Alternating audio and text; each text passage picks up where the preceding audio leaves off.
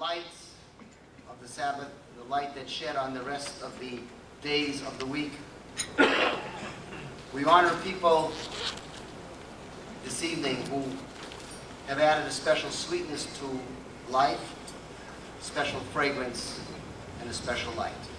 We'll ask you to rise as Cantor Friedman will lead us in the Hallel.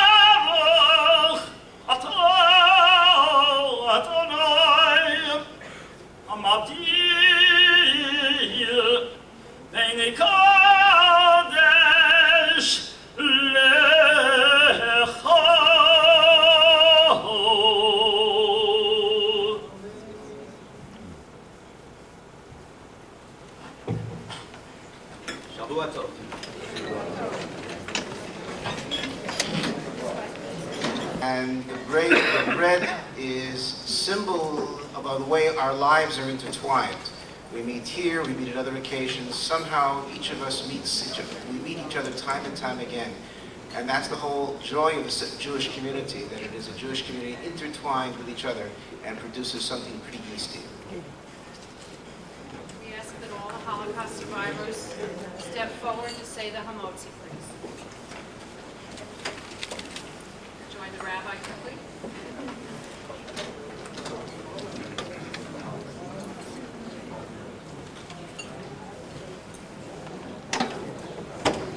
Well, just wait till they all get there. Come around. Get the pictures.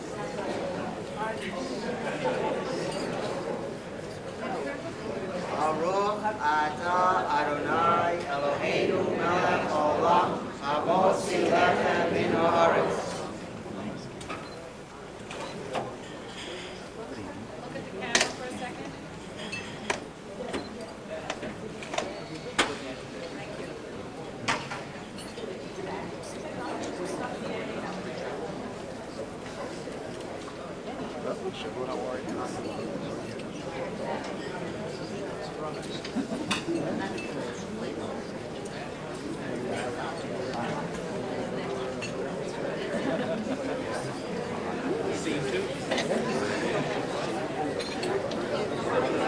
You have a job, huh?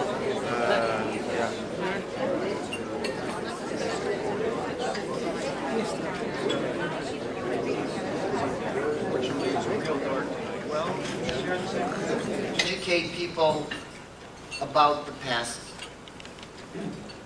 so that the present and the future can be a better present and a better future.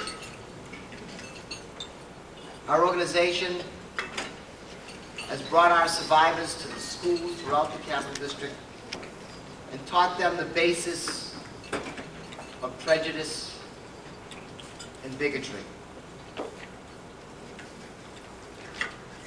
Barbara Orris and Ellen Kotlow volunteered many of their hours putting on videotape the various survivors in our community so that in generations to come, all will be able to learn the lessons of the Holocaust. Because the Bible says that we are not allowed to stand idly by the blood of our brothers and sisters. This year, with the help of Holocaust survivors and Friends in Pursuit of Justice, my congregation was honored to have Yochi Voss of Amsterdam on the beamer with me on Yom Kippur. Mrs. Voss and her husband, living in Amsterdam, risked their lives and the lives of their children to save 36 precious souls. She saved the grandmother of one of the children in our congregation. This grandmother, her daughter, and child, 3 generations, stood on the bima on Yom Kippur. If it wasn't people like Yochi Voss, wasn't people like Cora Saub, who was on it 2 years ago, many human beings would not be alive today. Thank God, we thank them for their courage and their fortitude. I want to thank Shelley and Debbie for their constant hard work, the work of faith in humanity, and bringing about a better world. And it gives us great honor this evening to honor the Anne Frank House, the Anne Frank Center USA, and the College of St. Rose for all they have done to fight bigotry and to bring us just a little bit closer to the kingdom of God. Thank you and enjoy yourselves. I wouldn't let the rabbi shave. He wanted to run home and shave because of the holiday. So I think he's a little bit like Samson, perhaps, today, with a little extra growth on his face. But I think that strength that you see on his face right now has always been there, whether it's visible or not. Years and years ago, I was thinking, what would I say when I came here tonight? And I realized that come January, it'll be 10 years since I've been doing this. And it will be 10 years since the rabbi brought together 1,500 people in this very room where you're sitting. It looked a little different. Those 1,500 people came from all over. Some from Europe, Yad Klarsfeld, David Shumilevsky, major figures in the prosecution of Nazi criminals around the world. And they came here because one man felt that democracy was very, very precious. That we could not stand idly by, as he said. We could not rest and feel good. We must always be on guard. We must always protect what we have. During these 10 years, I've seen a lot. And tonight, it gives me great hope. And those of you who know me well know most of the time I fret. Crisis to crisis, as a friend tells me. Worrying about whether we can continue. Worrying about whether a tiny little group in Albany, New York, can really leave the footprints that I always wanted to leave. Quietly, humbly. Tonight we will be honored ourselves here in Albany, New York, to give our Holocaust Memorial Award to organizations who stand on their own, towering strengths in the world, who leave those footprints all over the place. Here in our community and around the world, to all the corners of the world, emanating from Amsterdam, Holland. You know, it was 3 years ago when I think it's 4 years now, that I went to the Anne Frank House with my daughter, Debbie. Just 2 tourists. And from there, and I know many people I've heard on the advisory board from the Anne Frank Center say the same thing. From there came amazing things that individuals could bring to their communities, a sense that we too can make a better world. We too can join together faiths and different cultures and different ethnic groups. We can join together because we want it to work. This year we felt it. We felt that feeling when we did a tiny little project called the Children to Children Appeal for Bosnia. When we brought together Muslim children, Catholic children, and Jewish children, all with a common goal, from little tiny towns outside of our area, to just bring a teddy bear and a letter. To read those letters lets us know that the message that we have been trying to get forth has gotten out. Teachers who have brought survivors to their classrooms. In Amsterdam, we have a teacher from Amsterdam here tonight. In Amsterdam, in Glens Falls, they came with letters that meant their children had read the Diary of Anne Frank, but they also thought about what it means. What it means, the diary of a young girl, an ordinary girl. What it meant to them, and the message that it meant for them on how they were going to treat their fellow students. When Ibby Schreiber went to Lynch Middle School in Amsterdam and spoke to those children, the letters that they wrote then to the children in Bosnia told us that they understood, that their lives had been touched, that they had decided for themselves what was important in their lives. And one of the most important things in a very troubled school district was that they had to learn how to get along. They had to make choices. And that was what I learned when I went to the Anne Frank House 4 years ago. That we could teach children that they could make choices in their own lives. That was the legacy of the Holocaust. That was the best thing we could do in memory of the victims. And so tonight, as our other 2 years, we are honored to honor the Anne Frank House and the Anne Frank Center USA for bringing us the vehicle to make a difference in our community. With us tonight are from the Anne Frank House, and if you would just stand up, I tried to run around and bring everybody to meet them. But I hope that during dinner and after, you will come up and introduce yourselves to our honored guests. Hans Vestra is director of the Anne Frank House in Holland, if you would stand. Kleis Brookhausen is the adjunct director, if I'm doing this correctly. And Ted Musoff is chairperson of the Board of Directors, Board of Governors.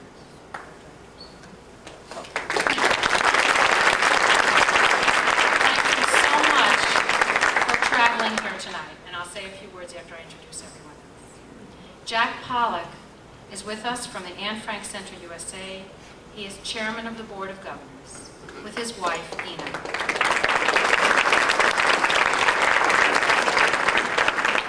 And Grayson Colville, who is executive director of the Anne Frank Center USA.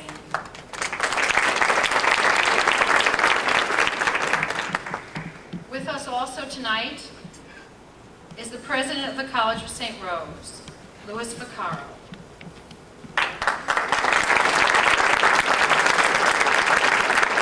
I will introduce you to the other honorees in a few moments. Deb Bertano will present the awards to the College of St. Rose, and then I'll get to say a few words about Deb. She's waiting anxiously.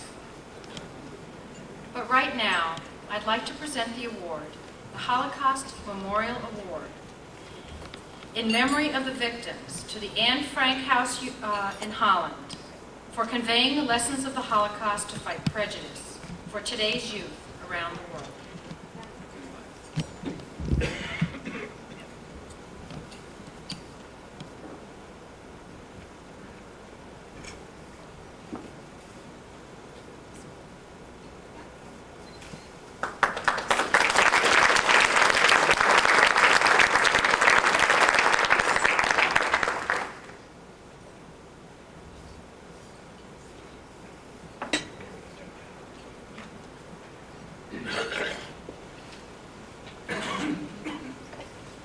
Ladies and gentlemen, Shabuatov Gaxenberg. On behalf of the Anne Frank House, I would like to thank the Holocaust Survivors and Friends Education Center for honoring us with the 1993 Holocaust Memorial Award.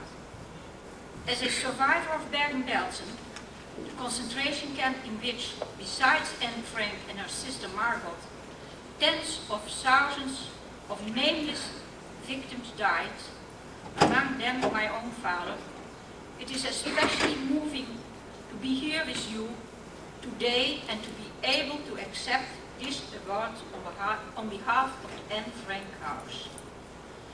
The need for what we do is for us self-evident. Keeping the memory of the millions of victims of National Socialism alive and ensuring that new generations are warned of the dangers and do not start adhering to theories that undermine our democracy. At the Anne Frank House, we feel that fulfilling this task is not so much an achievement as a duty. Nevertheless, the way we do this and the wide reach of our message is quite unique. I would like to tell you a few things about it. It was 15 years ago that I first became involved with the work of the Anne Frank House. I witnessed at close hand how the numbers of visitors increased to more than 600,000 a year.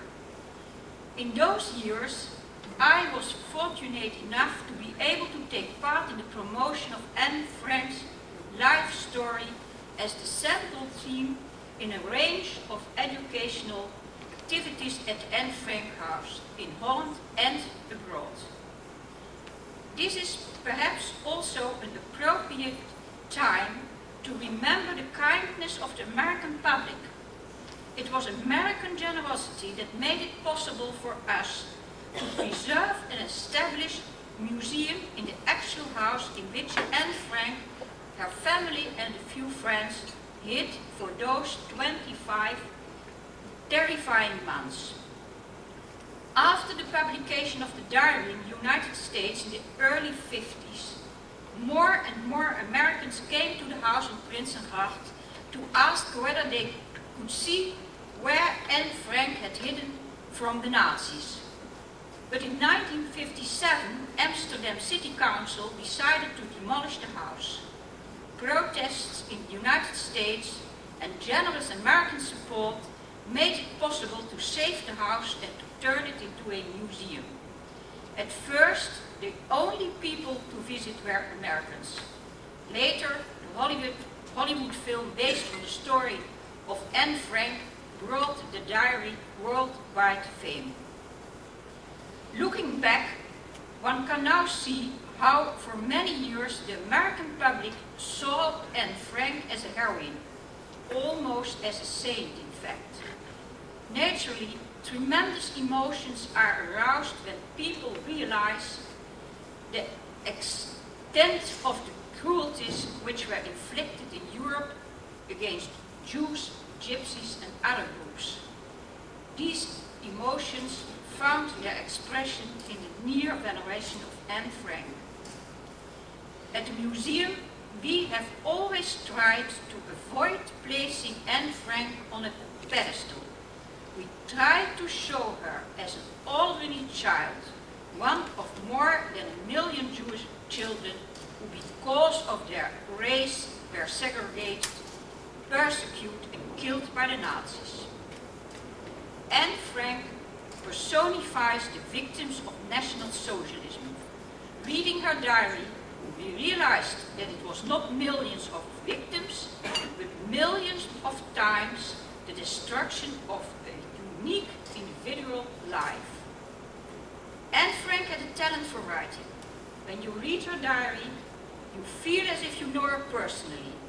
She shows such a keen observation of her surroundings and her own growing up that you are swept along in the narrative of her life as she describes it in her diary entries between June 1942 and August 1944. Like me, Anne Frank was betrayed while in hiding. Whoever did it, they were almost certainly Dutch. In Holland, as in other European countries occupied by the Nazis, many people tried to ignore the reality around them, to look the other way. Many cooperated, even collaborated, betraying the people around them.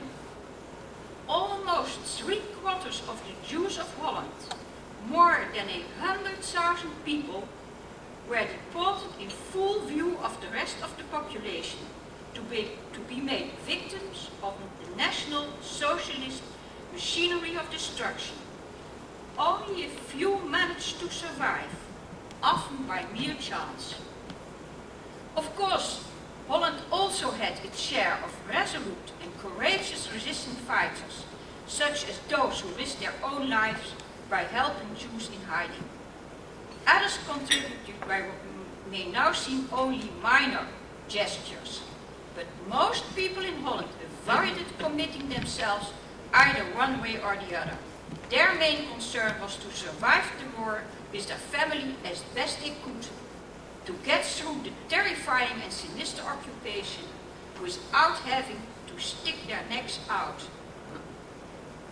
We have to try to learn from history. We must never again be able to say that we were powerless and that we didn't know. The Anne Frank House tries, through its activities, to show how each of us share in the responsibility as individuals, and that there are times in our lives, Sally, when we have to face up the choices that have to be made and to accept that we are all personally accountable. Through her diary, Anne Frank challenged us to face up to our personal responsibility. With her forceful prose, she makes us part of her world, of the events that took place then, but she also forces us to reflect on our own world and what's taking place all around us now. In our international work, we try to express this message through the Anne Frank in the World 1929-1945 exhibition. In South and Central America, North America through the efforts of the Anne Frank Center in the United States, with great gratitude for the work you are doing here and in most of the countries in Europe. For us, the recognition of this work through the presentation of the 1993 Holocaust Memorial Award is a tremendous encouragement to carry on and to continue building. Thank you very much.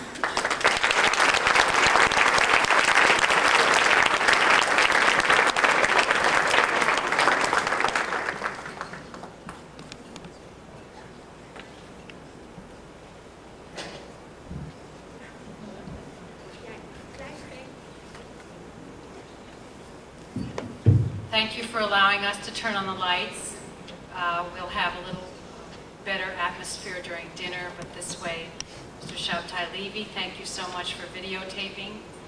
And thank you to Ken Shapiro, who is our camera person. Thank you for your words, Ted. The word choice has a lot of meaning to me personally, and to those who have chaired many of our activities, who made choices in their lives to get involved or not, to stand idly by or not. And I guess the encouragement that you give us, that we give you in return, helps us to go on. In this room, we also have the circle. You know, many people in this room have gone to the Anne Frank house and been moved just by the walls and the aura that stays there from one person, one little child, but also from the exhibits that are in a smaller area of the house that change, the temporary exhibits. 2 of those will be coming to us at the College of St. Rose beginning November 2nd through the 24th. What About Today and the Ugly Face of Nationalism. The circle comes closer to us, and the way the Anne Frank exhibit came to us is through the Anne Frank Center USA. It was the visit of Core South to the College of St. Rose, sitting with Anton Segor and Deborah Tano and Tanita Nagel in a room in the campus center before it became glorious. We sat there thinking, this is not possible, we can't do this, and the Anne Frank Center USA made it possible. Jack Polak has been very special to us here in Albany. Many synagogues and churches have been, and colleges in our area have been moved by his words. But we are honored, as we said about the Anne Frank House, to honor the Anne Frank Center, because its existence allows us to be bigger people here in Albany. It was founded in '78 to carry on the work of the Anne Frank House in the United States. And it brought the Anne Frank in the World 1929 to 1945 exhibit to the United States to 1.5 million people. 15,000 of those were in Albany. Accepting the award for the Anne Frank Center USA is Jack Polak, chairman of the board.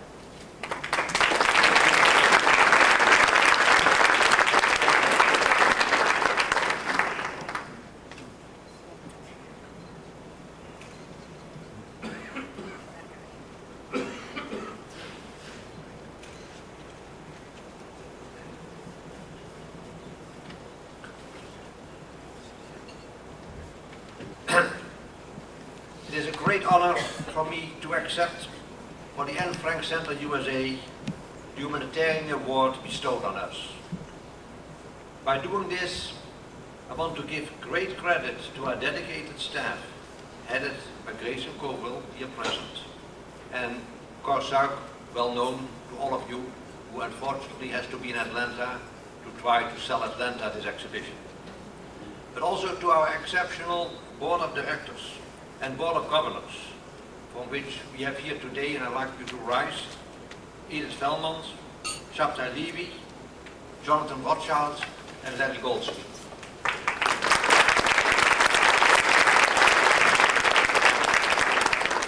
All of you have helped to bring our center to the point where we are today. And for me, it is a very special event to be sitting here next to Mrs. Ted Musaf, who you just heard speaking, and representing the Anne Frank Stichting in Amsterdam. I have to go back more than 48 years, when Ted and I both were liberated by the Russian army after a 2-week train ride from Bergen-Belsen to Tröbitz, a small town near Leipzig in Germany. Our survival was nothing short of a miracle. Just think about it. 103,000 Dutch Jews were taken away from the Dutch camp Westerbork. 3,000 came back. Ted, my wife Ina and I are 3 out of the 3,000. Both Ted and I ultimately decided to give our newly given life a very special meaning by dedicating it respectively to the Anne Frank Stichting in Amsterdam and to the Anne Frank Center USA. And tonight, I consider this humanitarian award a tribute to our continuing efforts. Our relationship with the Holocaust Survivors and Friends Education Center, represented so outstandingly by Shelley Shapiro, has been very special. I personally am so glad to be back here tonight with the many, many friends I made when I was part of this exhibition in 1992 at the College of St. Rose, one of our most successful showings.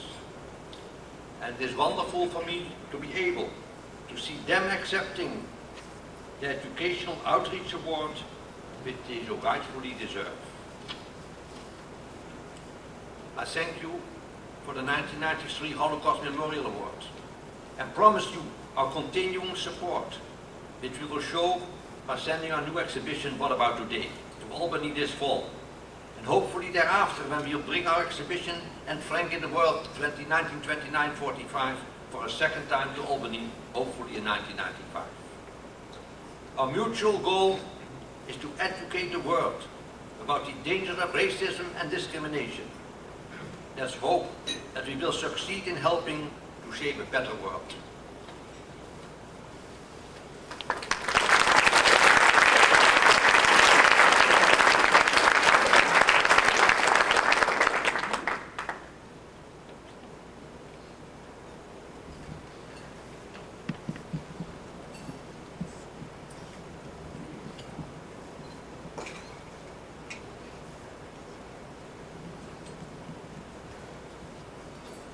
It takes two to do this.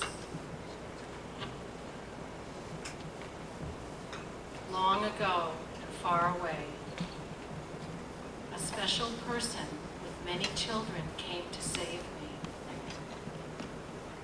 She's the kind of person who you really want as a friend. She can bolster you when you're really down, but more important than that, she can move mountains when they seem unmovable or immovable. She can do 17 things at once and not make you feel like you're begging her to do 5 of them. She can bring about changes, and she can make things possible. She made possible the fact that we brought the Anne Frank in the World exhibit to the College of St. Rose. And here to say a few more words about Deborah Tana is Rabbi Silver. I'm going to make this very short. I just want to ditto what you said, Shelley. I and my family have been privileged to know Debbie for many, many years. All of us in the community here are honored to have her as a friend, as a person who epitomizes the meaning of love and trust and faith, and who works day and night to bring about the better world that we've heard about this evening. Debbie, we love you.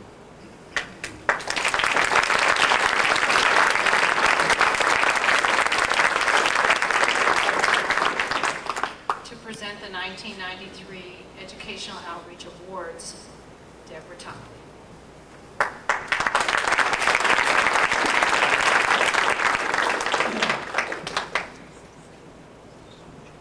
Well, we'll see if I can make dinner appear before. Being an alum of the College of St. Rose, I have many memories and emotions connected to the college. Can't hear me? No, am I talking into the wrong mic? welcome to the college. Is this right? Right. Yeah. Oh, sorry. Okay, one more time from the beginning. Being an alum of the College of St. Rose, I have many memories and emotions connected to the college. When I was a student, there were so many things that I loved. The campus in the spring, the Sisters of St. Joseph, art and music classes, daily mass in the chapel. There were also things I didn't love, like the commute from Schenectady, walking from building to building in the snow, and philosophy of education class at 4:30 on Fridays. But I always knew that looking back on the hard times would make me laugh. What I didn't know was that looking back on the happy times would make me cry. Coming back to St. Rose, first with the Anne Frank exhibit, and then the Confronting Bigotry conference last year, and now as an employee of the college, has given me a chance to reconnect with all the things I used to love. The campus continues to grow in its student enrollment and its physical appearance is being updated to meet the needs and the challenges of a diverse student population. It is said in the Talmud, Eruvin, by Shammai, that he who seeks honor or greatness avoids it, and he who avoids honor receives it. Now, I don't want to start a debate between the schools of thought of Shammai and Hillel, but none of the honorees this evening have sought this recognition or even expected it. But each and every one of them deserves it. Holocaust survivors and friends have been very fortunate to co-sponsor a great number of our programs with the College of St. Rose. None of what we do at the college would be possible without the approval, support, and encouragement of Dr. Louis Vaccaro. A caring and receptive community can be found under his leadership on campus. When we began the Anne Frank Children to Children Appeal Bosnia, he thanked me for involving the college in what was to become a project to help comfort the children of Bosnia. Holocaust survivors and friends are very grateful to the College of St. Rose, and in particular to Dr. Louis Vaccaro. We also welcome this evening Linda Vaccaro, his wife, who is with us tonight, and we ask Dr. Vaccaro to come forward and accept this award.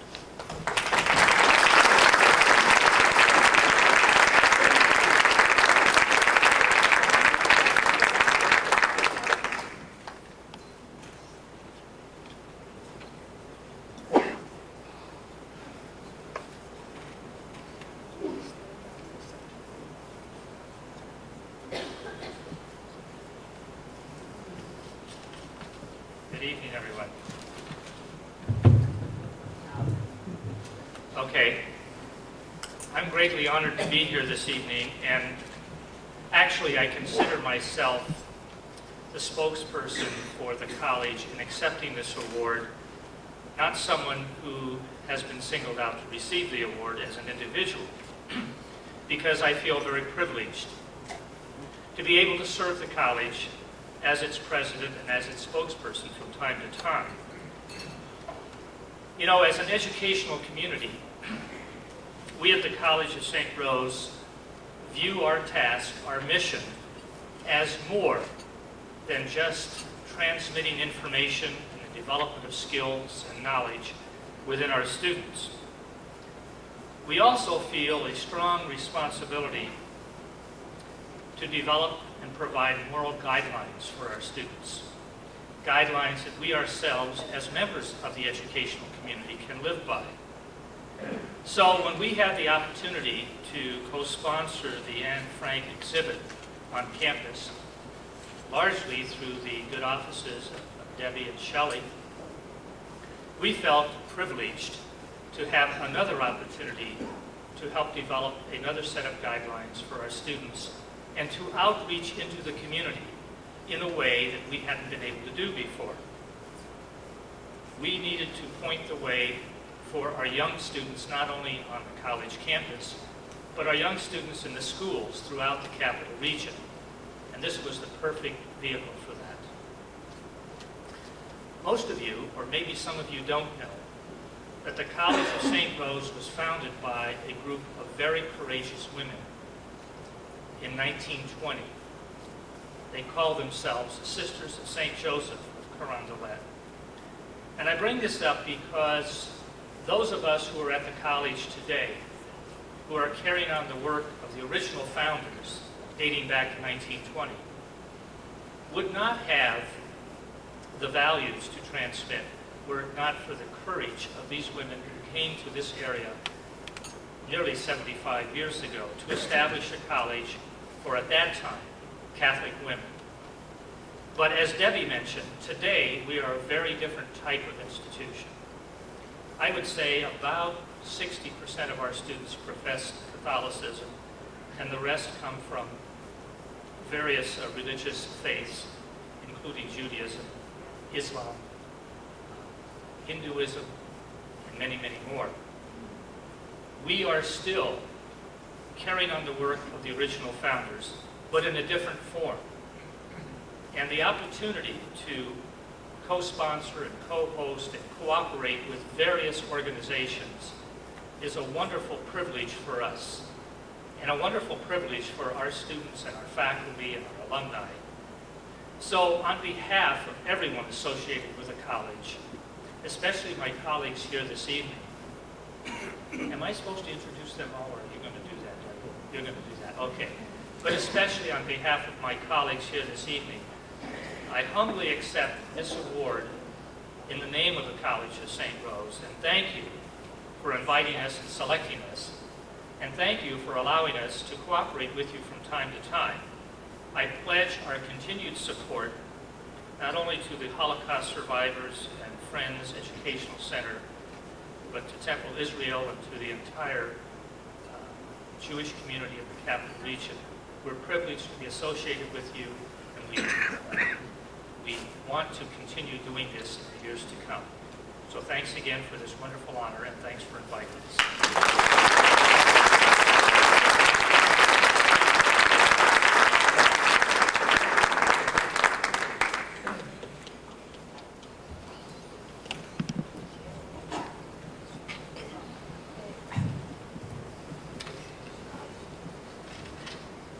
I have Leo coaching me from the side. Tanita Nagel is the conference director at the college. Shelley and I met Tanita when we went to the college with Core South from the Anne Frank exhibit to see if it would be possible to have the exhibit on campus. Tanita had the foresight to know what this exhibit would mean to our community. She was an integral part of the planning and implementation of the Anne Frank exhibit. Tanita did more than what was in her job description. She spent many hours helping us plan programs, greet school children, their teachers and principals, and continued to find us space and solve a multitude of problems as they came up. In May, we went to Tanita to help us with the Children to Children appeal, Bosnia.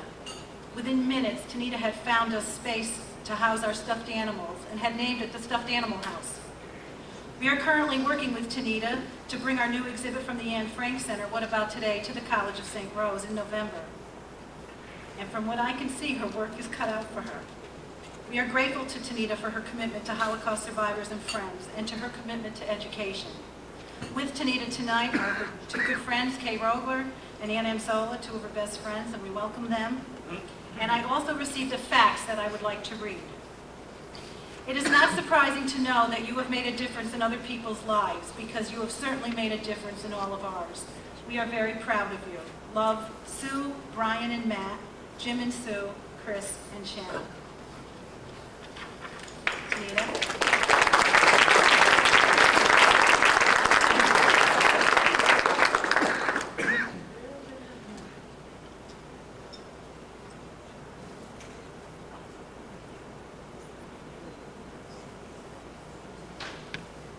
I just want to say that I accept this award with humility, and I'm just deeply grateful that I've had the opportunity to make some tiny contribution to make this a better world for my children, your children, and our grandchildren, and I thank you very much. And I look forward to seeing you all in November and in 1995. Thanks.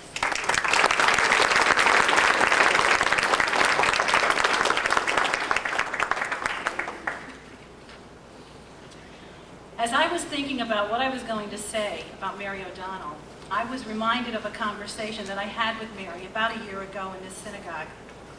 She asked me what I thought her Hebrew name would be. And I said, without thinking, Miriam. Now this week I started to think about why I would call her Miriam. Miriam is really the first woman in the Bible whose interest was national and mission patriotic. When she led the women of Israel in the oldest anthem, Sing Unto the Lord, 4 centuries of bondage had been lifted. It was a turning point in Israel's religious development, and a woman led in its recognition. A portrait of Miriam would show her to be courageous, brilliant, and poised. For at 7 years old, without disclosing a look or a word about her relationship to the baby found by the Pharaoh's daughter, she offered to find a Hebrew woman to nurse her baby brother Moses. Last year, Mary became part of our committee. In her own quiet and brilliant manner, she helped put together the Confronting Bigotry Conference. She networked through the campus, and we received much support from faculty and staff who took part at the conference. She wrote the resolution that was passed in the State Senate in honor of Anna Rasmus. Mary has been more than a committee member. She has been our champion regardless of the project or how difficult it is to achieve the desired outcome.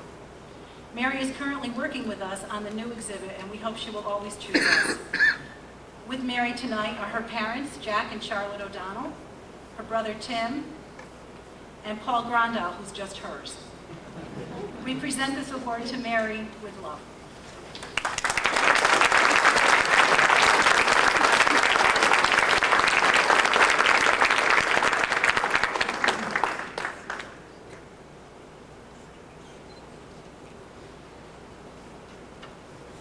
I had forgotten about that conversation in the synagogue last year, but I'm thankful that I was able to be reminded of something so beautiful tonight. It seems unnatural to be offered and to accept an award for working with an organization that supports justice, equality, and fighting for the underrepresented and the underprivileged. Those are the same values with which I was raised in my family. It seems unnatural to be offered and to accept an award for working with an organization which believes in affirming the individual. That value is at the heart of the mission statement of the College of St. Rose, where I've worked for the past 14 years.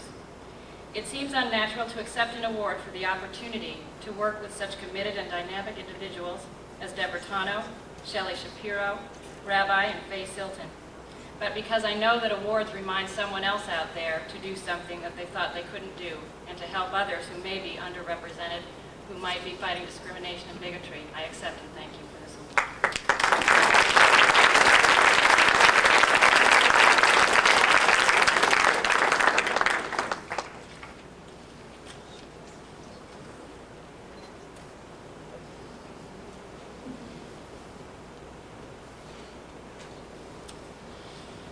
Warren is always telling me how hard it is to be a Jew.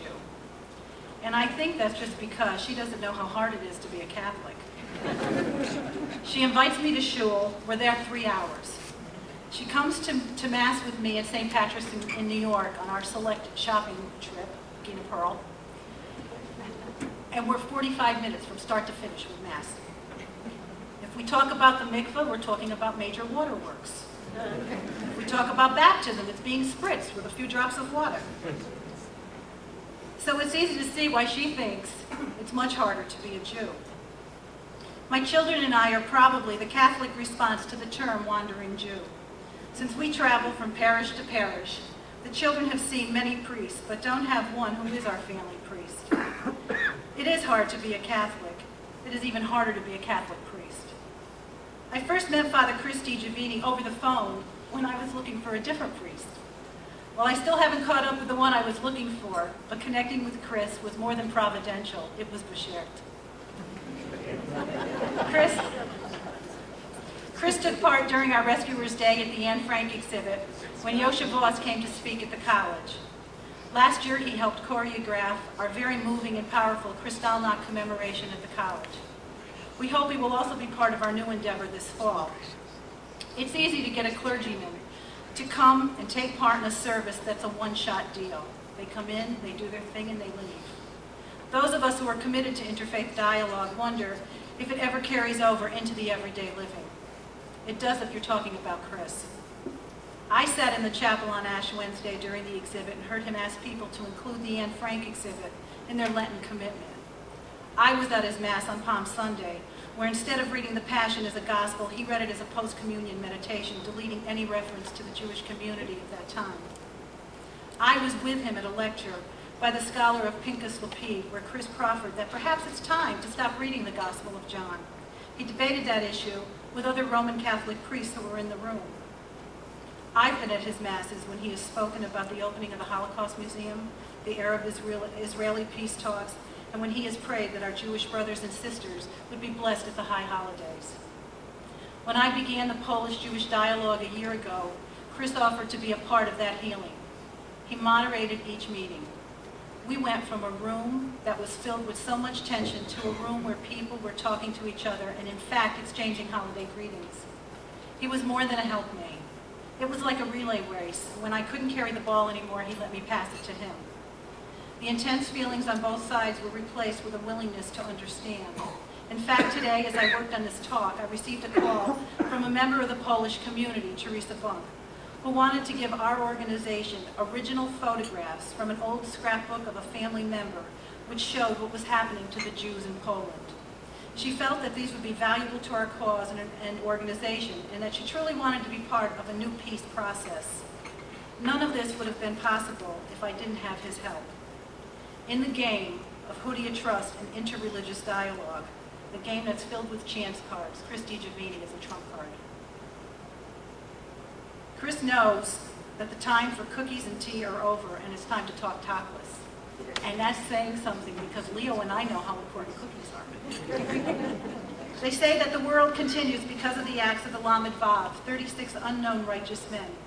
I think Chris DiGiovanni may be one of them. He's Susie Yisser's favorite chaplain, and yes, the official priest of the Rotano children. He's my associate, he's my mentor, but best of all, he's my friend, Chris DiGiovanni. We welcome him tonight. We welcome his mother, Mrs. Anita DiGiovanni, his brother Len, his sister and brother-in-law, Maria and Mark Jennings, and Bud Schaefer.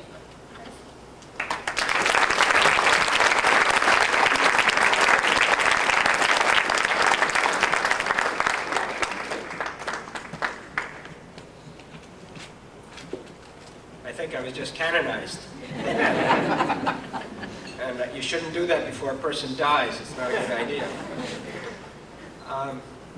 I'm very grateful, first of all, that you are not a Catholic audience because you are extremely patient. If you were a Catholic audience by now, there would be about 3 people left in the room. So I'm very grateful. I'm also very grateful for this award.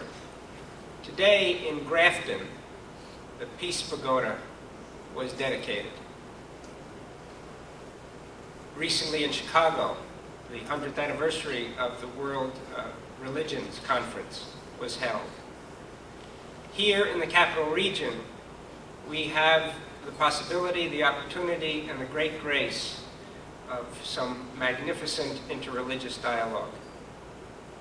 We need that desperately in this world of ours. That there may never be another Holocaust. That there may never be any more war.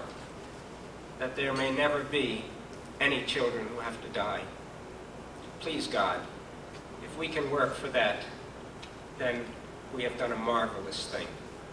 Thank you for this award, and thank you for all you do, and for all you are.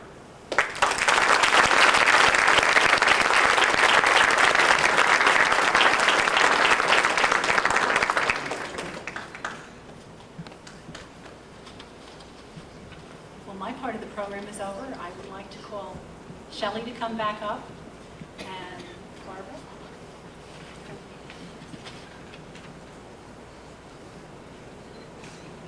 For years and years, we've tried to bring together leadership to do the hard jobs. The hardest job of all is the oral history project of Holocaust survivors and friends. We at Holocaust Survivors and Friends, and I know I'm speaking for every survivor who's ever been associated with us, are very grateful to Barbara Orris and Ellen Cottle. They came to us to begin a journey to acquire the videotapes, testimonies of not only Holocaust survivors, but soldiers, medical personnel, and witnesses. I introduce Barbara Orris to present the award to Mary Alice Walker.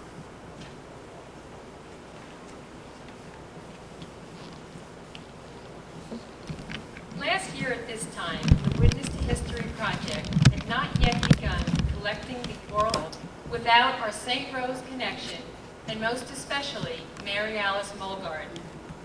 Although Ellen Kotlow and I had a clear vision of what we wanted the Witness to History project to be when we approached Shelley for funding, the technical aspects of the program presented many challenges that seemed insurmountable. The problems were quickly solved when Deborah Tano mentioned our project to Mary O'Donnell. Mary knew instantly that the person we needed was Mary Alice Mulgard, the head of the Department of Public Communications at the College of St. Rose. Soon, Ellen and I found ourselves in Mary Alice's office, ready to convince her that she might want to produce the Witness to History videotapes. We never had to make our presentation, because no sooner were we in her office when Mary Alice was taking us for a tour of the studio and telling us how happy she was and excited to be a part of the project. By the following week, she had recruited our director, Henry Scober. Not only do Henry and Mary Alice have the professional expertise to produce and direct the videotapes, but they have the sensitivity to understand the importance of the project and the dedication and commitment to ensure its success. With our team in place, with funding from both Holocaust survivors and friends and the Federation, with aid from Leonard Saltzman, president of the Business and Professional Telephone Exchange, and incredible support from Capital Cablevision, we were ready to begin taping. Mary Alice has a background in radio, television, speech, and public communications. In addition to teaching at St. Rose, Mary Alice has produced, directed, and written script for a number of video and audio productions. Mary Alice was a wonderful mentor for Ellen and me when we began taping as neophyte interviewers. Both of us have learned from our work with Mary Alice, and best of all, in the process, we have gained a wonderful friend. Mary O'Donnell was right. Mary Alice Mulgard was just the person we needed for the Witness to History project. I'd like to ask Mary Alice to come up to receive this award.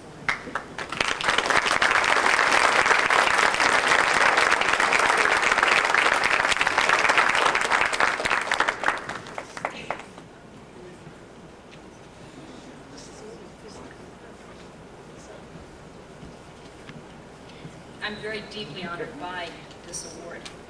The work we're trying to do is just a very, very small part of trying to preserve the historical record. I've had the chance to meet many of you in the audience tonight, and I've been touched by your stories. And I hope that we can pass on this information to future generations. I think that's our task right now. I should not be receiving this award alone. Barbara, now my very, very good friend, and Ellen Kotlow, who could not be here tonight with us, and my right arm, Henry Scober. Without them, we could not do anything, and we are a team. So I want to thank my team very publicly, thank the college for its support, and thank you very much.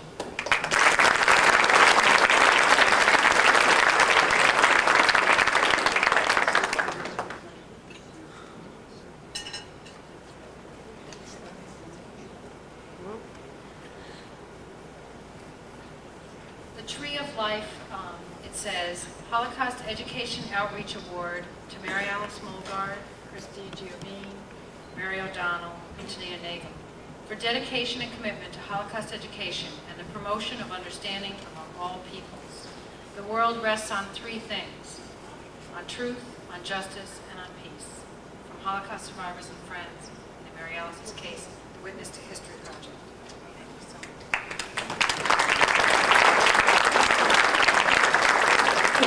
I think that tree symbolizes what we've always tried to do, and all of us in this room have tried to do, and that is to keep the branches alive, to keep the leaves green, even in this part of the world, and the flowers coming for generation to generation to generation. I'm proud that we put out this little booklet, and I hope you all take a look at it, telling about the work of the Anne Frank House and the Anne Frank Center in the College of St. Rose. I don't want to take any more time before you can eat, because I know we're starving. We're 15 minutes behind. We'll talk again after dinner. Bon appetit.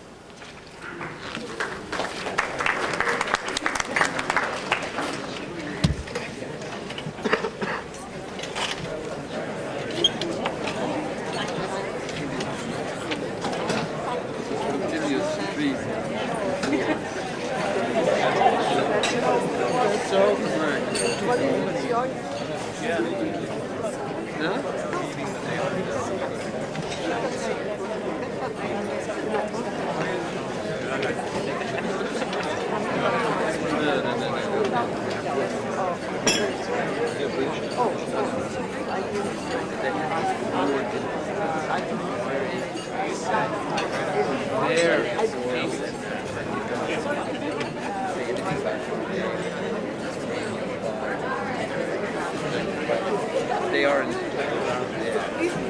very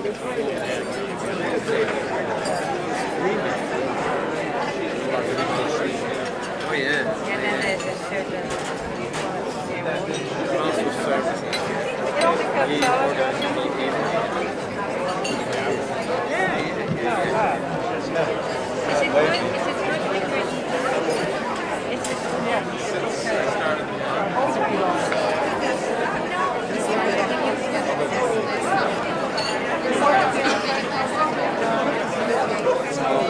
I'm on the board of governors there, so I will be doing more.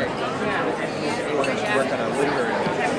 Anne Frank, Beyond the Diary, was just introduced and just published by Penguin, and in New York on Thursday night they had the launching of this beautiful, beautiful book. A photographic remembrance by Ruud van der Rohe and Rien Verhoeven for the Anne Frank House, and has an introduction by my absolute favorite columnist, Anna Quinlan.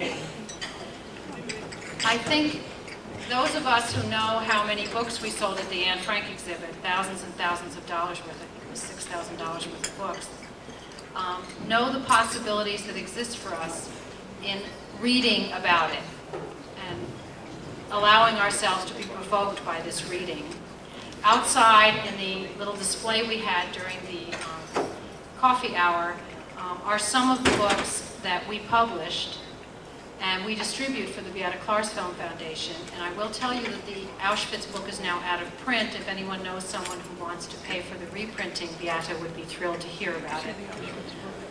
We also distribute the rest of her books, and you should know that Jean-Claude Persac has just come out with a new version, an update of documents on the gas chambers. And we look forward this year to the publication of 2 books that are in process, one on the children of the VCN, and especially one on the history of the Office of Special Investigations. And as a matter of business, I just thank those who are coming with us on our October 19th trip to the museum, which is now sold out and has a waiting list. We will be planning another trip to the museum, possibly in December, so if you're interested, please see Jean Tarler. Stephen Burke is very special to us. He is able to bring the story of the Holocaust into our minds so that we can not only comprehend it, but see it in the scope of time and what it means for the future. If you are provoked by the talk tonight, please buy his lecture series. You can buy it through our Holocaust Education Center for $90. It's a series of 12 tapes, and you can have your own course on the Holocaust, just as Dr. Burke teaches it at Union College. Dr. Burke is head of the history department at Union College, has written a number of books and articles about the Holocaust, and he certainly deserves the title of expert. Many of us have taken courses from him here on weeknights, and we all come away knowing that somehow we've changed by his perception. I introduce you to Dr. Stephen Burke.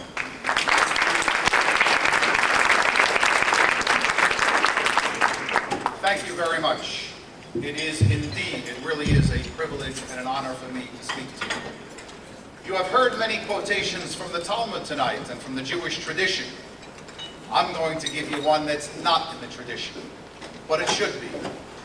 Woe to he or she that speaks after 10 o'clock in the evening.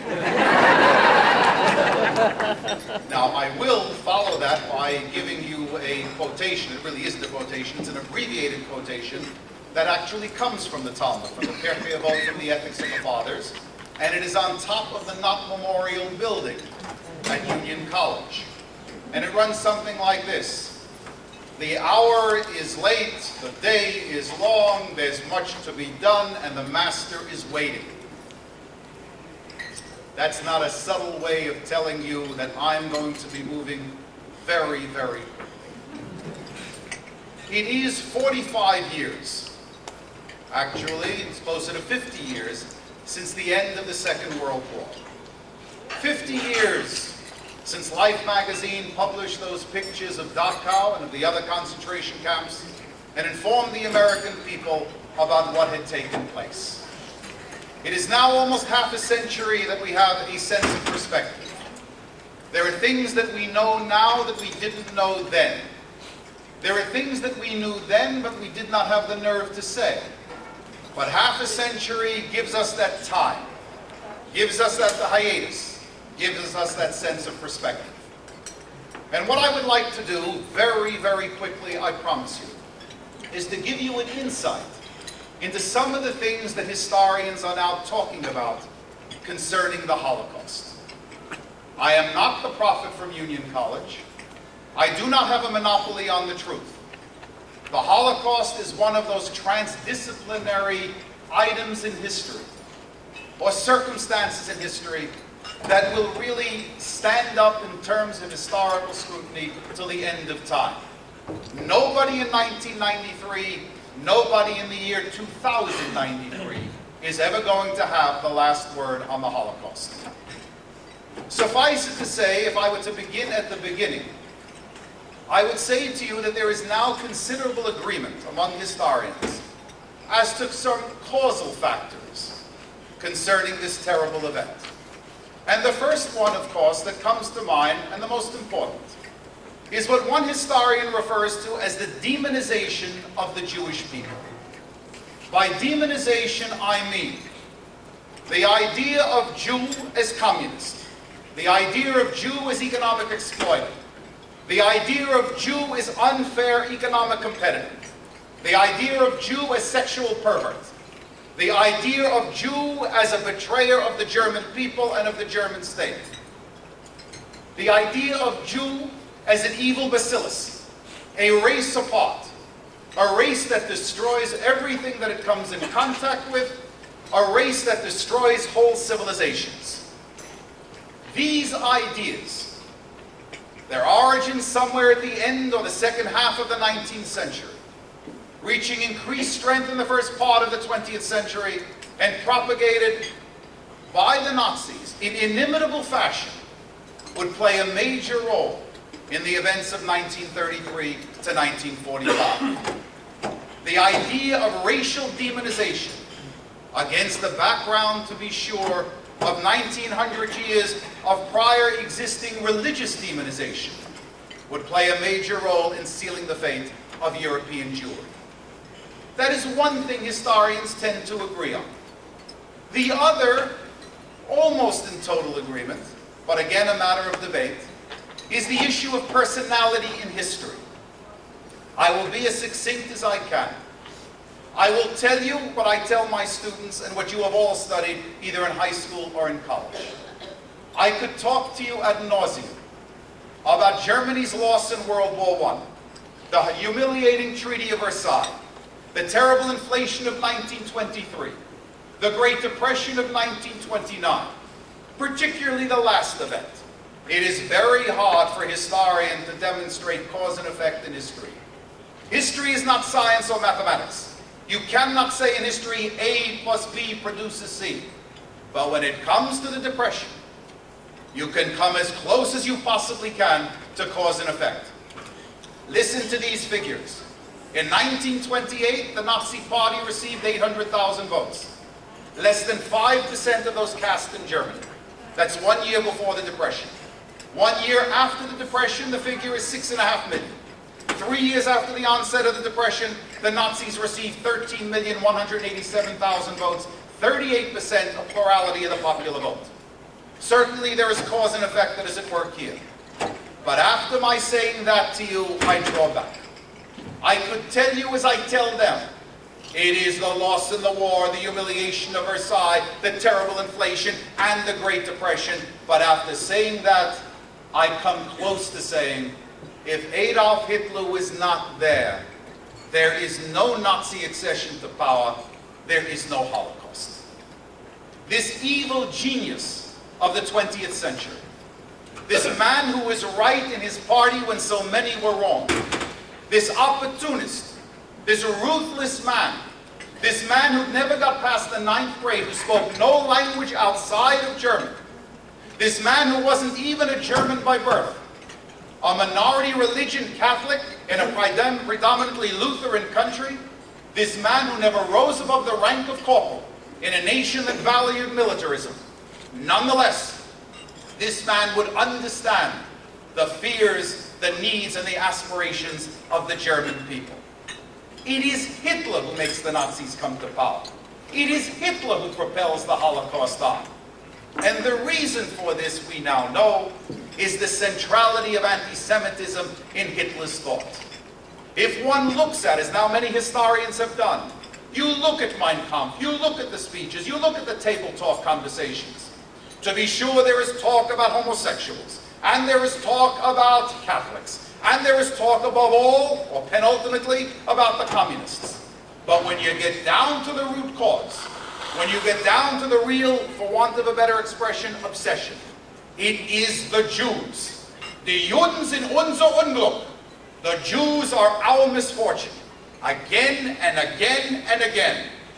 Or as he put it in that inimitable fashion in Mein Kampf, beware the dark-haired Jew boy who lurks around corners waiting to plant his seed into Aryan women and into Aryan girls. Again and again, that obsession with the Jews and with what the Jews have done to the German people and to German history. This is what makes Hitler Hitler. This is what leads the Nazi Party to move in the direction of extermination when, to be sure, now we understand. I don't want to sugarcoat this, but there is a relationship here that historians and political scientists now believe that we did not understand before. We now know that for the German electorate in the 30s, and probably into the 40s as well, to be sure, anti-Semitism was an issue. But we also know that for them, anti-Semitism was only one of a number of issues. Repudiation of Versailles, pulling the country out of the Depression, dealing with the communist threat to Germany. These were probably more important for the German electorate than Hitler's anti-Semitism. But the difference is, if for the German electorate anti-Semitism was only one of a number of issues, for Adolf Hitler and the coterie of Nazis around him, anti-Semitism was not a issue, anti-Semitism was the issue. And that is why, as late as the spring and summer of 1944, with the Red Army pressing from the east, the Allies breaking out at Normandy, the Germans will allocate hundreds upon hundreds of trains to ship Hungarian Jews into Auschwitz. One has to understand this. For the Nazi Party in general and for Adolf Hitler in particular, this was the very reason for being. Or as Heinrich Himmler, the head of the SS, put it in a speech to Gauleiters in Posen in 1943. He told the Gauleiters, 1,000 years from now, German children will study this period, he said. They will know about the glories of the Luftwaffe, the German Air Force. They will know about the glories of the Wehrmacht, the German Armed Forces. But will they know? Will those German children 1,000 years from now know? Will they know that we in the SS, we wrote the greatest chapter in German history. We made Europe Judenrein. We made Europe clean of Jews. There can be no understanding, I suggest to you, of the Holocaust unless you see this all-consuming drive of the Nazi Party and of Adolf Hitler. We also know a good deal now about Jewish behavior and Jewish responses. It was, I must tell you, not a non-Jew who said it, but a Jew who actually had the audacity to say it. A Jew who lived in the Holocaust and was ultimately murdered in the Holocaust. And yet he is the one who would say in a famous statement of the Jews, quote, "They went like sheep to the slaughter," end quote. For decades after 1945, there were many among Jews and non-Jews who were almost ashamed of Jewish behavior and Jewish response. They were foolish to be ashamed. It was ignorance that led to this embarrassment. For a close look at the conditions of the Holocaust that we now know make Jewish response and Jewish resistance in particular extremely difficult. In fact, when one looks at the obstacles to Jewish resistance, one is astonished that there was any resistance whatsoever. Again, some of this I'm sure you're already familiar with, but now there is a near consensus among historians. Item number one, and this I must tell you parenthetically, cuts across all aspects of the Holocaust.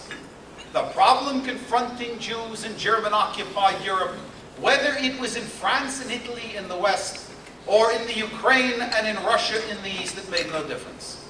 Large numbers of Jews could not comprehend that in the middle of the 20th century, the phenomenon of genocide or extermination was possible.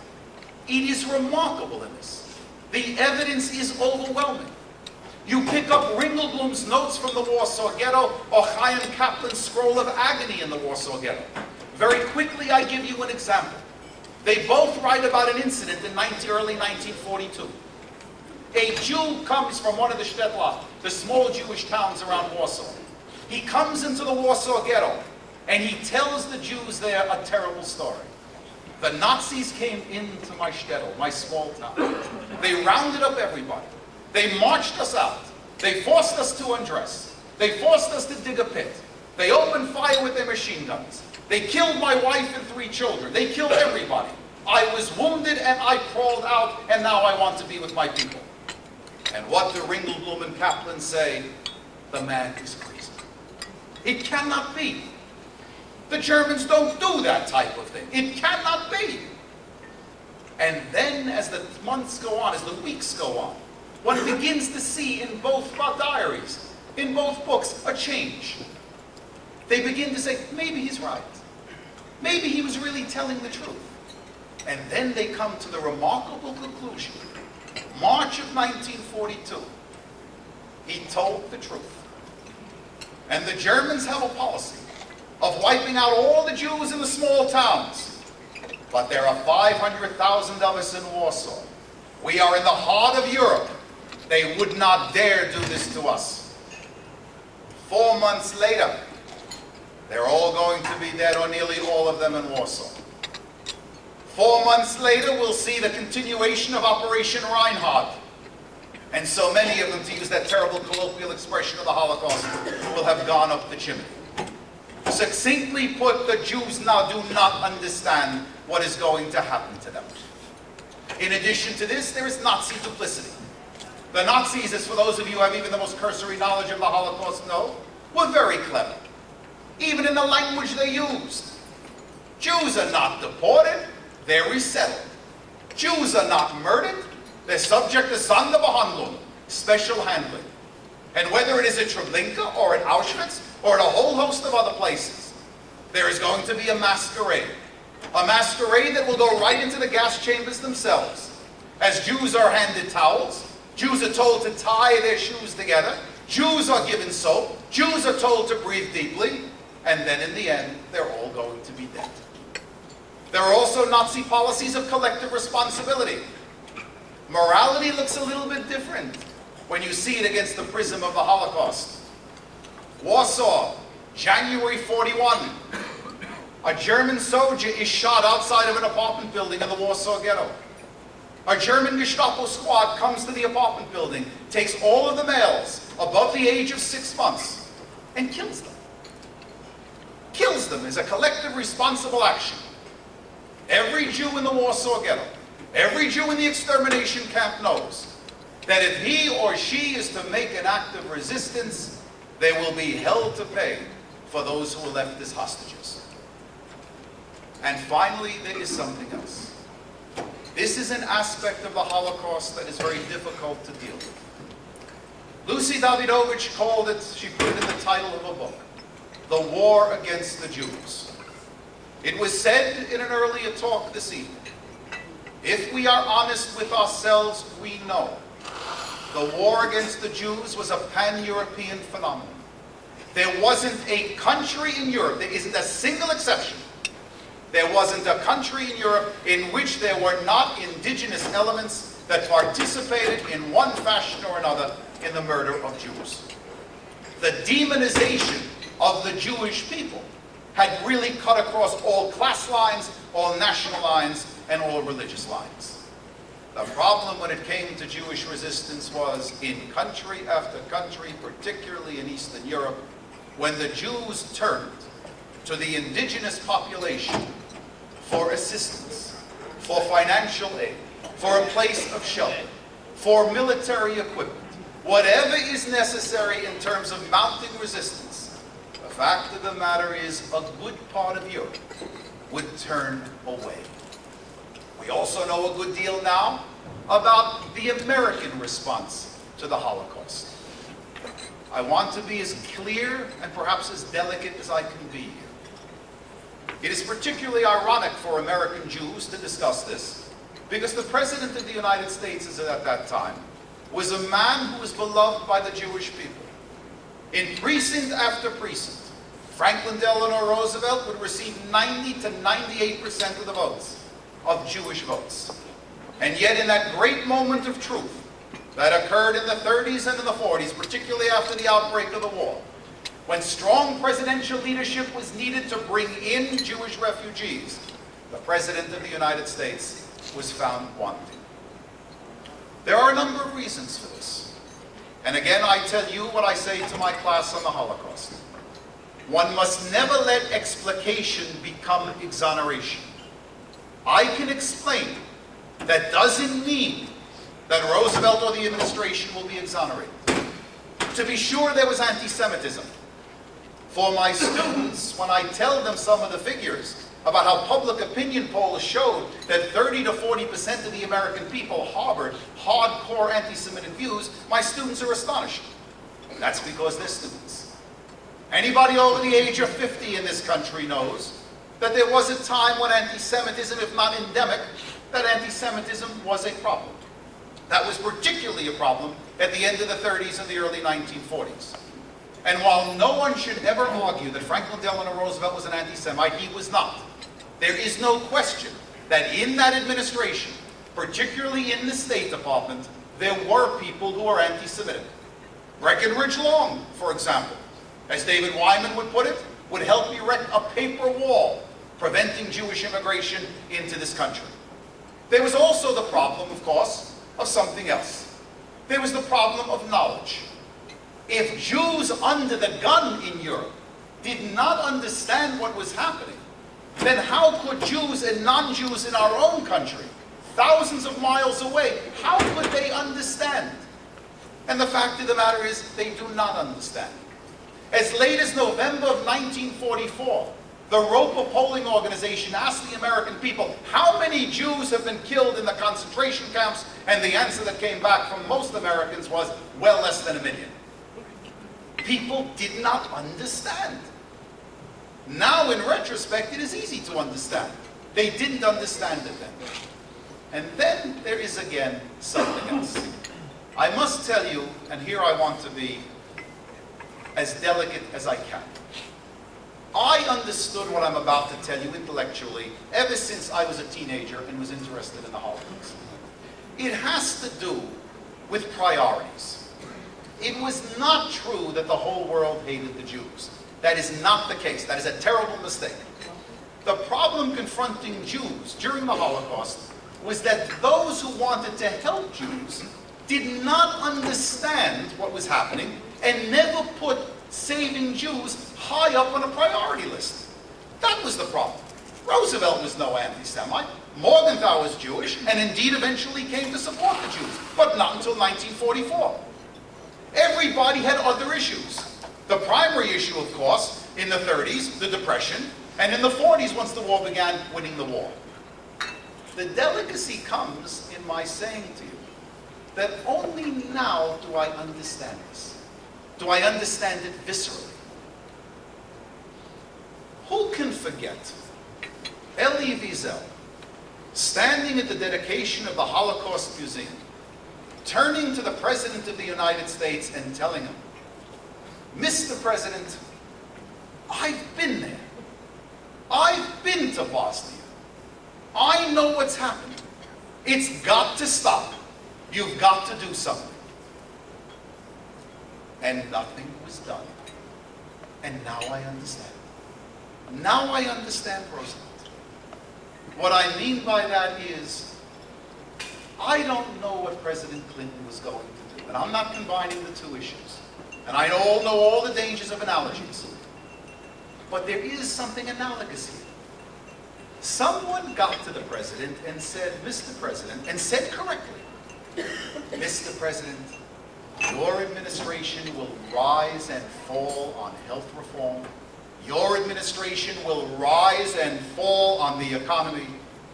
Mr. President, you do not need a foreign intervention. You do not need a foreign entanglement. You've got to concern yourself with what got you here in the first place, the economy, and what you promised. There's no anti-Muslim sentiment here. There's no anti-Bosnian sentiment here. This is the irony of ironies. The Bosnians are Jews. No one cares. Oh, we do care. St. Rose marvelously, and I say this with great support and great acclaim. People and others have done things for the Bosnians. But what had to be done for them had to be done by our government, by the European governments. And it was not done. There's no bigotry here. It's just like the Jews during the Holocaust. The issue was, we have other things to do. That's the problem confronting the Jews during the Holocaust in the United States of America. For those of you that have the long memory, you know what it means. Bring the boys home. Get them home. Make the war as cheap as possible. Don't expend American blood, American treasure, American weapons, American efforts on behalf of them. This is not a war to free the Jews. This is a war to save democracy and to combat international fascism. That's what dealt. That's the harsh fate experienced by the Jews of German-occupied Europe. We know something also, I would say to you, about another group of people. For almost 40 years after the Holocaust, the common view of the Holocaust was that there was a monolithic war against the Jews. The Germans struck the Jews, and collaborators all over Europe struck the Jews. And those that did not collaborate were indifferent. We know now that that is not the case. We know that in every country in German-occupied Europe, there were men and women at tremendous risk to their own lives. A tremendous risk, because the penalty in German-occupied countries for sheltering Jews was death. We know that people took those risks. You may argue, and you would be right, if you said this is only a fraction of the number of Europeans, that more people should have aided the Jews. And of course you would be right. But it would also be wrong to say that no one helped the Jews. And I must tell you, I have had debates with Holocaust survivors over this, and I understand their anguish and their pain, and the thrust of what they say is absolutely correct. This is particularly true of East European Jews. There isn't a Polish Jew alive, survivor of the Holocaust or non-survivor of the Holocaust, who will not speak correctly about Polish anti-Semitism. The literature is replete with examples of Polish anti-Semitism. But when you read the literature very, very in a detailed fashion, and you read it word by word and try to read between the lines, you also see something else. There probably isn't a Polish Jewish survivor of the Holocaust who somewhere along the line did not meet with a sympathetic pole, and that is the reason that that individual is alive. There is an asymmetry at work here. Whether it's in the Netherlands, or whether it's in Russia, Poland, or Hungary. You've got to be very, very careful. It's a twofold, or a dual asymmetry. On the one hand, most people don't do anything, are indifferent, or collaborate. On the other hand, a small number of people do actually help the Jews. That's why thousands upon thousands of Jews survive. But the internal asymmetry runs something like this, and it ought not to be forgotten. If you were a non-Jew, and you wanted to inform upon other Jews, if you wanted to destroy Jews, all you had to do if you hated Jews and want to get rid of them was to place an anonymous phone call to the German authorities and say to them, listen, you came into my town, you took all of the Jews, but there's this Jewish kid who's 7 years old, and Mr. Brown is hiding him. That was done all the time. We know it was done all the time. But if you wanted to help a Jew, that's where the asymmetry is. One anonymous phone call, you could bring about the murder of 100 Jews. But if you wanted to save a single Jew, you had to take enormous risk upon yourself. You had to get food for that Jew. You had to provide clothing for the Jew. You had to provide medical care for the Jew. All I am trying to convey to you is that the risks and the problems and the burdens accruing to so many who wanted to help Jews was so great that one ought to have a little bit of sympathy for those who were indifferent and a tremendous amount of respect for those who went to the assistance of Jews in German-occupied Europe. And finally, in terms of lessons, there's something else. This is the most mind-boggling one of them all. If we were all Holocaust survivors, in the summer of 1945, the war's over, and we've all come out of hiding or come out of the camps, if someone would have told us, if I was there, and someone would have told me that less than 30 years from this time, that is in the year 1975, there would be a fair number of people who would be writing books, including scholars, trying to portray this as never having taken place in the first place, I think I would have killed myself. What I'm talking to you about is the phenomenon of revisionism. In all of the things that people thought about after 1945, they thought about a resurrection of anti-Semitism, that's for sure, but that there would actually be people who in very articulate fashion would say that it never happened in the first place and that this was a Jewish plot to elicit sympathy from the non-Jewish population, absolutely unbelievable. And yet, unless you are, to use that colloquial expression of my students, unless you are out to lunch, you simply have to be aware that revisionism is a phenomenon. There is no mystery here. The roots of revisionism are in anti-Semitism, old-fashioned anti-Semitism. In addition to that, there's another root, and that is an anti-Israeli sentiment. Those who really resent the state of Israel, those who believe that it ought to be destroyed, that it is an illegitimate growth on the body politic of our planet, will use the denial of the Holocaust to delegitimize the state of Israel. These are the major factors here. No mystery, no long psychological introspection, no shrinking of heads to understand why people advocate this point of view. This is a problem for us. This is the problem that the Anne Frank House in Amsterdam, the Anne Frank Center USA, and St. Rose have in marvelous fashion attempted to diffuse. To them goes all the credit and all the glory. But I must tell you, this is a problem that we will face again and again and again. Nobody lives forever. Within 30 years, if not in a shorter period of time, there will be no more Holocaust survivors around. There will be no more people to tell those stories. That's why your video project is so essential. We must institutionalize the memory of the Holocaust, because the first-person testimonies in the flesh are just not going to be there in the future. And the further we get away from the event, the greater will be the tendency to disbelieve it. This, in a nutshell, is what some historians are beginning to talk about. Moving to a conclusion, are there any lessons that one can learn from all of this? What are the lessons that we should try to disseminate? What should we be telling not only our children, but other people's children?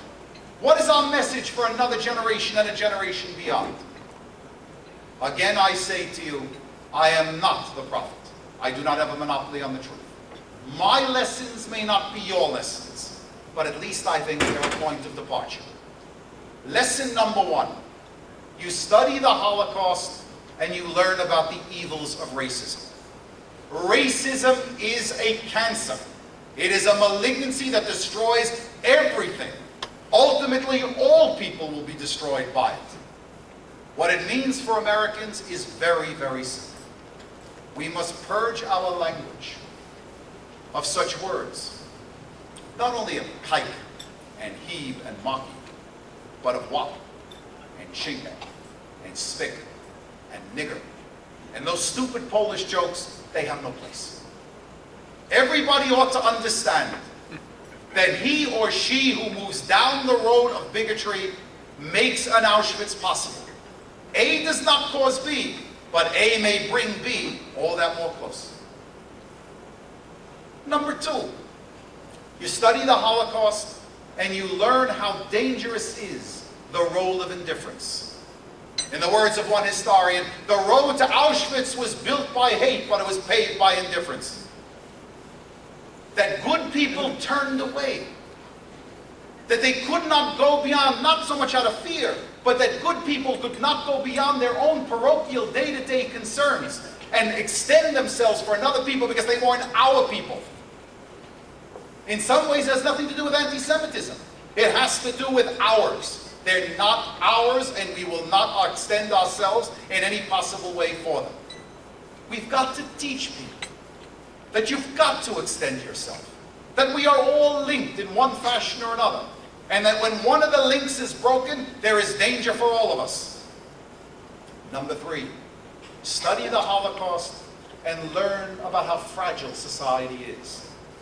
I am no shill for the German people, but I tell you, you pile up those defeats, loss in war, humiliation at Versailles, inflation of 23, occupation of the Rhine, depression of 1929, there aren't too many societies confronting that would not have broken.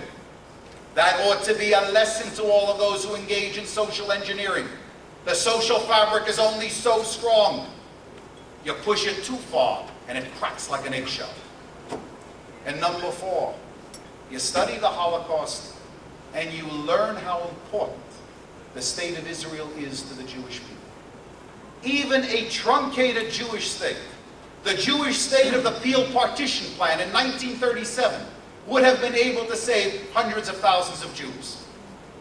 Israel is the ultimate place of refuge for the Jewish people. This is important for the world to understand. And finally on my list, but perhaps not on yours, perhaps you have others. Finally, I would say to you, you study the Holocaust and you learn what the word hero and heroine really mean. We live in a time when a singer gets or sells 1 million records year after year, he or she is a hero.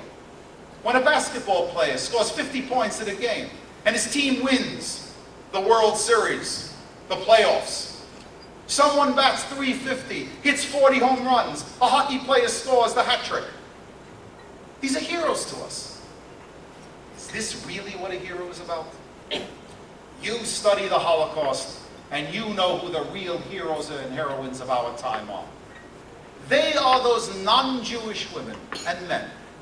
Those people who risked everything, their families, their property, their own lives, to shelter Jews under the Nazi guns.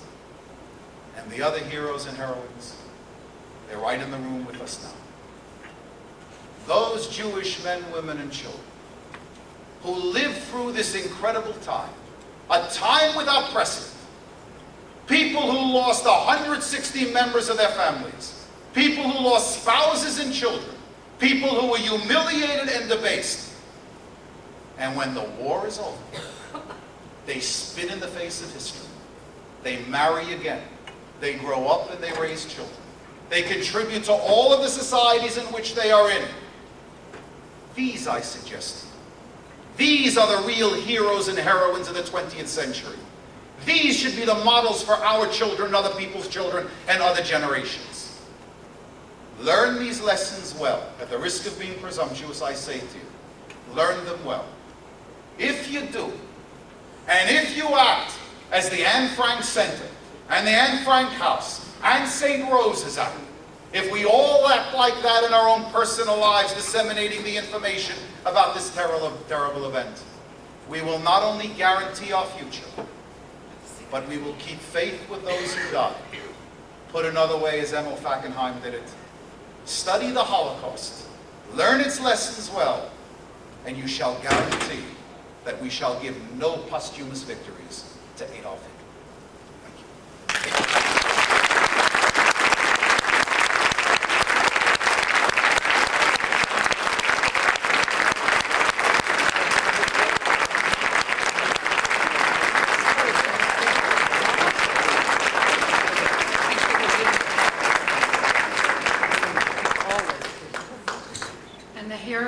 And heroines you speak of, some of whom are listed on the bottom of your program.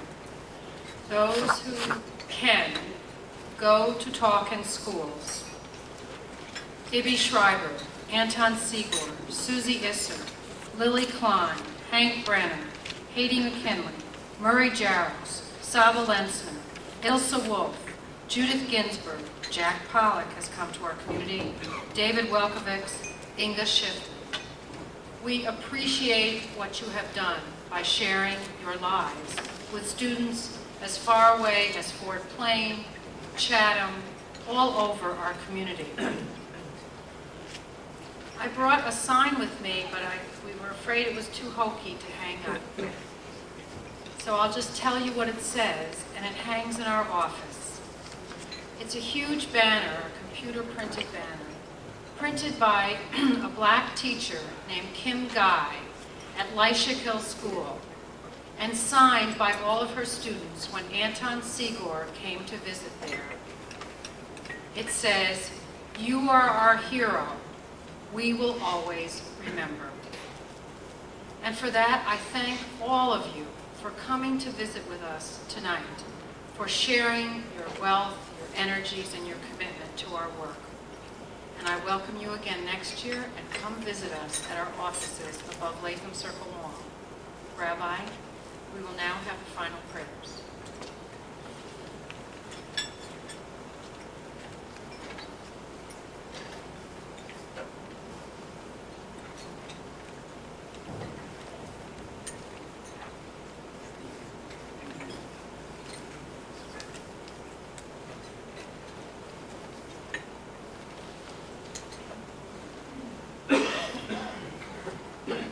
While he's passing out these books, I just want to not forget to say that we are looking for docents and volunteers to help us with our November 2nd through 24th exhibition at the College of St. Rose. We will have an interfaith Kristallnacht commemoration during the week of Kristallnacht, and 2 exhibitions, What About Today? Nazism, Racism, Anti-Semitism, and Discrimination in the United States and Europe, and Europe Today, The Ugly Face of Nationalism. These international photographic exhibits are created by the Anne Frank House and sponsored by the Anne Frank Center USA. With them, we will bring an exhibition by an artist who brought one of her paintings that she just finished today to bring to us for our event. Come up and look at it. It's by Catskill artist Barbara Green. She will also be doing art workshops with students. The exhibition will be entitled Never Another Butterfly. It's about the Holocaust and prejudice.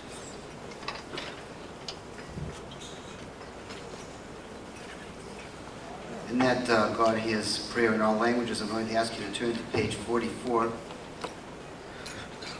respond with me in the English. Let us thank God. Blessed is the name of the Lord from now and forever. Blessed is the name of the Lord from now and forever. With your permission, let us thank him whose food we have eaten. Blessed is he whose food we have eaten, through whose goodness we live.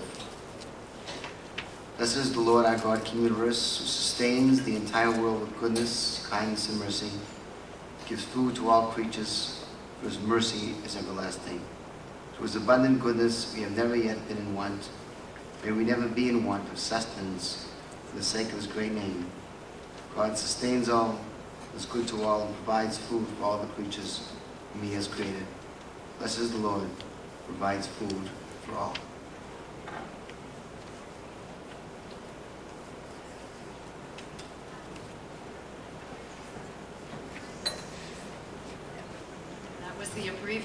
after the dinner prayers. Thank you very much, Rusty. Thank you all. Please come say hello to our guests, and good night.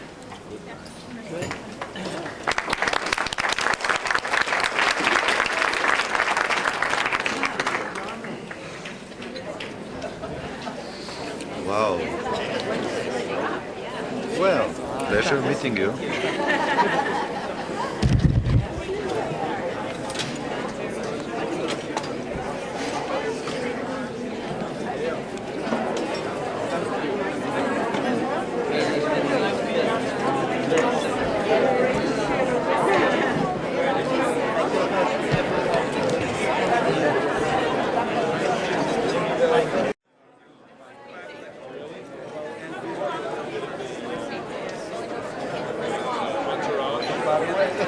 They call these, yeah.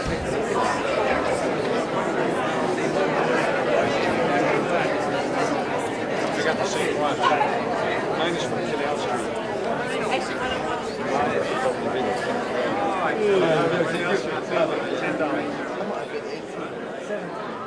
I've got a different one. You have a tag for you.